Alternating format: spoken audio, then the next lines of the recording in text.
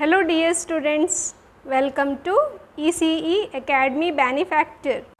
Today in this class we will be seeing transistor amplifier practical circuit. So as you know, this is a CE amplifier, NPN transistor,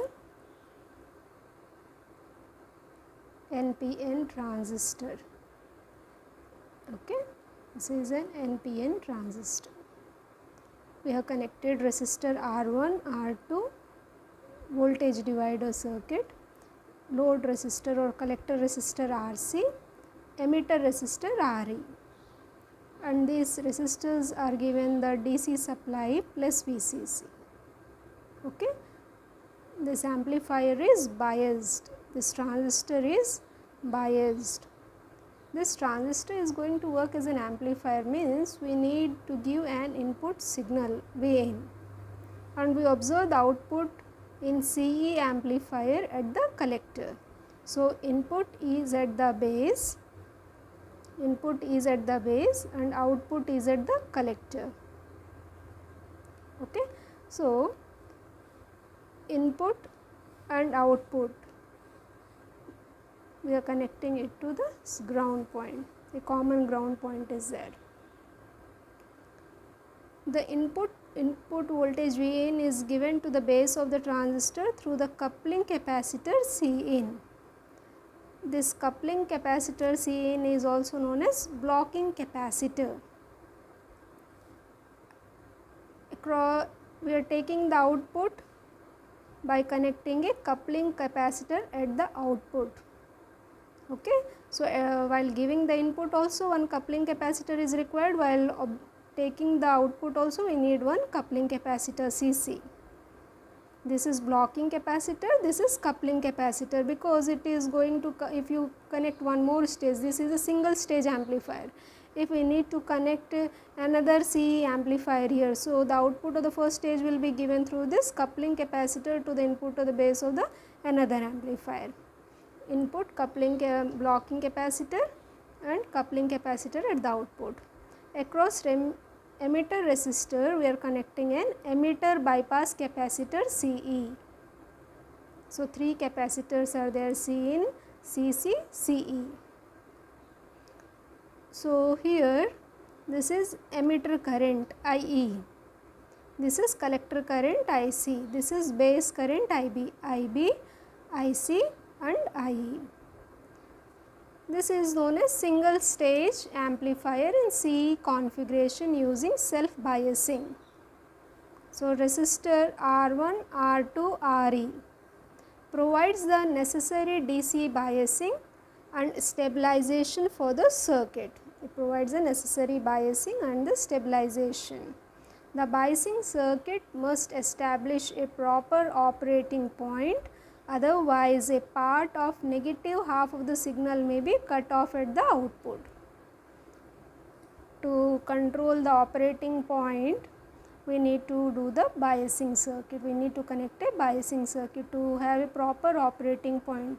If the operating point is shifted, what will happen? Some part of the signal may be clipped off at the output, which may result to unfaithful amplification. And a load resistor RL is connected. We are observing the output voltage. RL is the load resistor. So what is input capacitor Cin? We have seen this is the input capacitor. So what is its function? It will couple the input signal to the base of the transistor. It will couple means it will send the signal to the base of the transistor. Why we can't send it directly? Why to pass through this coupling capacitor? It can be easily explained by its formula of capacitive reactance. Capacitive reactance formula is Xc is equal to 1 by 2 pi Fc. For a DC signal, F value is 0. If F value is 0, what will happen to the capacitive reactance? Xc will be infinity. For DC signal, F is 0, so capacitive reactance is infinity. Capacitive reactance is infinity means the reactance offered by this capacitor will be very high for the DC signal. So if along with this AC signal, if any DC component is present, it will be blocked by this blocking capacitor. due to its capacitive reactance formula. In the absence of Cin, the signal source resistance, if it is not there, what will happen? The signal may get coupled to this resistor R2. As when it comes, thus what happens? The bias voltage of the transistor may be changed, because some voltage may be dropped across this R2. Okay, so it isolates the signal to be coupled to R2 also. So there are two main purposes. First is it is coupling the input signal to the base of the transistor by, and also avoiding any unnecessary signal component like DC signal present in the input to be coupled to the transistor by offering a high reactance, as well as it is allowing only the AC signal to flow by isolating it to not to flow through R2, which may lead to some change in bias. Next is emitter bypass capacitor. So in the absence of this capacitor, what will happen?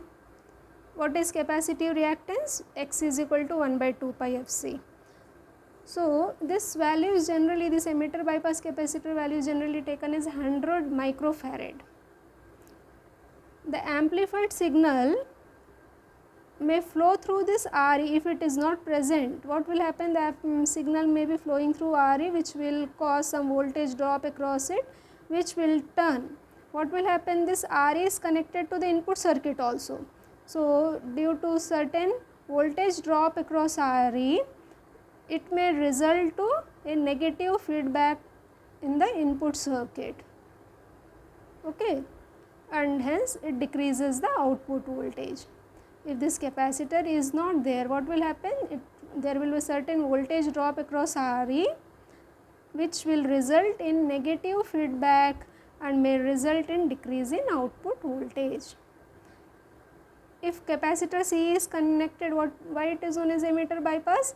Because the signal will flow through this emitter bypass capacitor, and it will avoid that negative feedback which would have happened in the absence of this.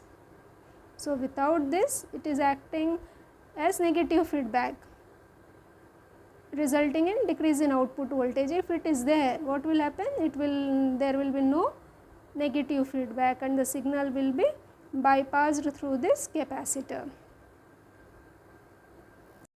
There is a coupling capacitor at the output. So for coupling capacitor, we can say it is used to couple the output of one stage to the next stage, and its value is generally 10 microfarad.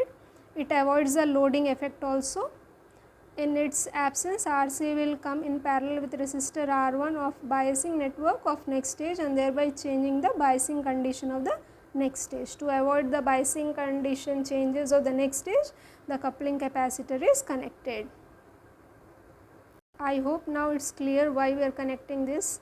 This is a blocking capacitor to avoid voltage drop across R2, so that there is no loss in output voltage, and it blocks the any DC component present in the input signal to be coupled to the transistor.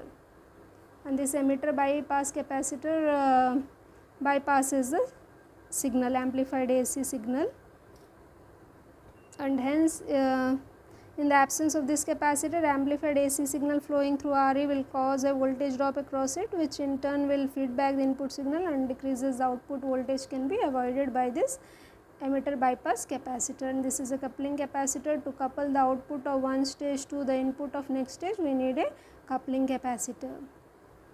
I hope you have understood the class. If you have any queries, you can post in the comment section. One important note, the students don't draw this ground symbol, which is very important. So an amplifier circuit will definitely have plus VCC and a ground symbol. So while you are drawing, please take care of VCC and ground. Thank you.